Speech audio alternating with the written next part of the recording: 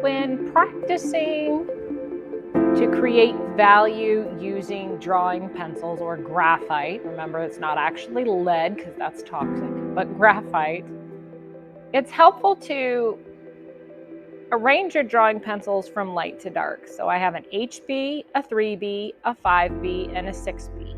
Remember, if you remember that B and black start with the same letter, then B pencils are darker than H's, and the higher the number, the darker it gets.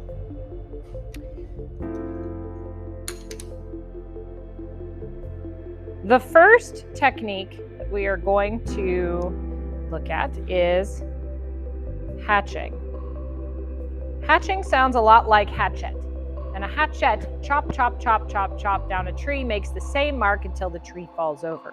So if I'm going to create a value scale with hatching, I'm making the same mark over and over again until I build it up as dark as I want. I think it's handy to turn my paper slightly.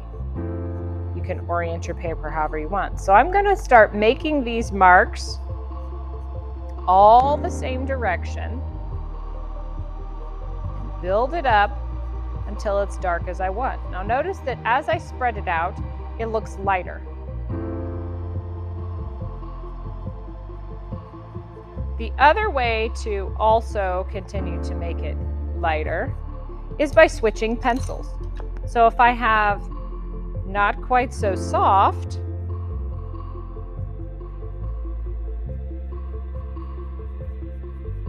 then it also doesn't draw as dark.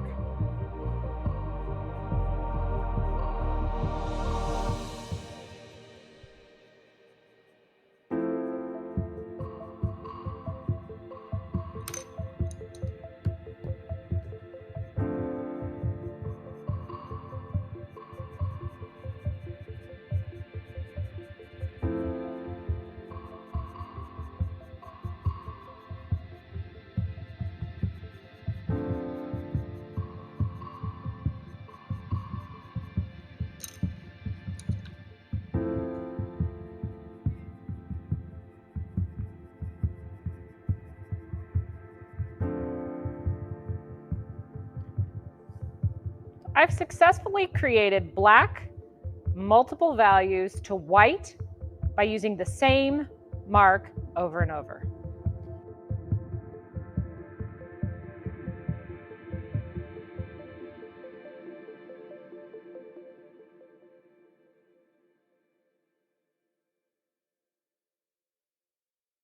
The second technique we're going to talk about is cross-hatching.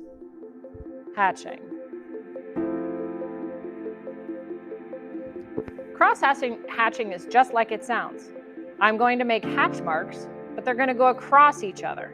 And those could go completely perpendicular, or you could use different directions based on what the shape of the object is that you're shading. In this case, I am simply making a value scale.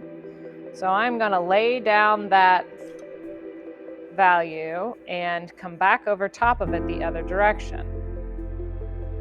For me personally, I think you have the most control with cross-hatching to shade a solid object.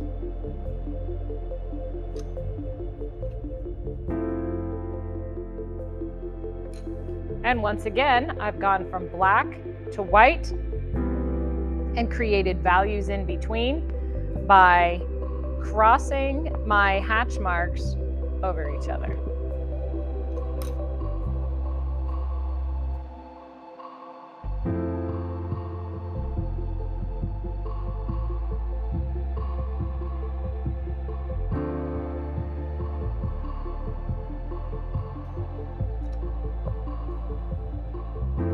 The next one we're going to talk about is blending, which is sometimes called scumbling, which is kind of a cool word that actually is also part of painting, where you drag across the surface.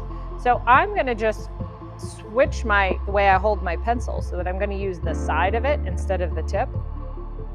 And you You just drag that pencil lead across the surface until you build up the value that you want. And you can already start to see that this is a little softer. It creates a different texture on the surface, implied texture, than the hatching and cross-hatching. And you just keep building it up until it gets as dark as you want it to be. I've had students who said this is a lot like coloring. So that might be one way to think about scumbling or blending your graphite onto the surface.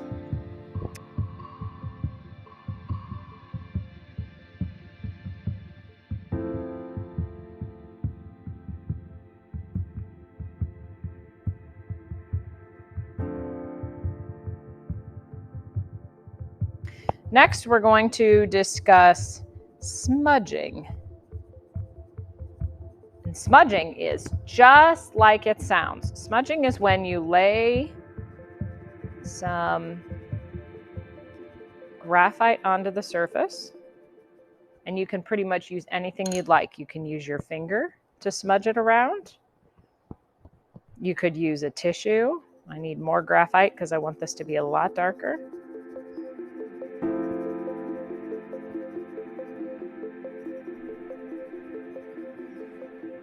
You could also use fancy smudging tools like a blending stump, which is basically rolled up paper.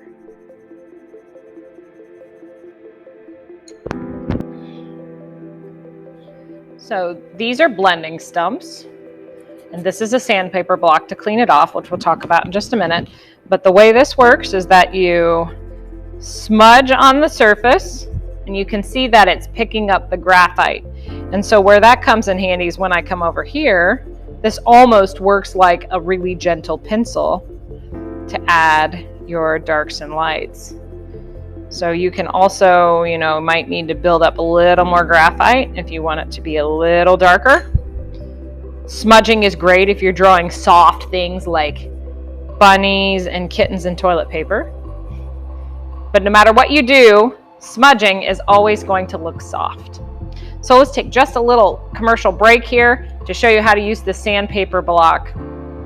So if this gets too dirty to do what you want it to do, or you start to lose the point on it, you want to make sure that this angle is flat against that sandpaper block. Not like this, or you'll lose the point, but like this. And then you just rub it on the sandpaper and kind of roll it. See how I'm kind of rolling? It's exaggerated, but rolling it, and it puts the point back on and also cleans off most of the graphite.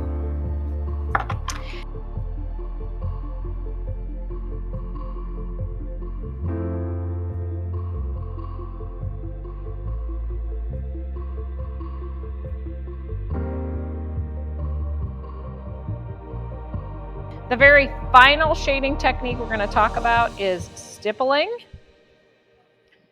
Stippling is dots. I'm sure that you've seen this done before, and you've heard this, which is really about to drive all your classmates crazy. So if you're going to just do dots, you want to have paper or something a little softer underneath it so that that tapping isn't quite as loud. Now notice, you keep your pencil straight up and down, you're going to get cleaner dots, right? And the less dots you have, the lighter it is. So let me fast forward and over to this. Let's go back over here to the black end to make it dark. So the more dots I make, the darker the paper gets. So if I add more dots, it's going to get even darker. Another option is just to create the same small mark over and over. In this case, I'm just making tiny little C's that creates that same texture without all the tapping involved. So again, the more I spread these out and the paper shows through, the lighter it's going to look. So if I want it to be darker, I go back and build up even more of those marks, and I just keep going until I continue to create this value scale from dark to light.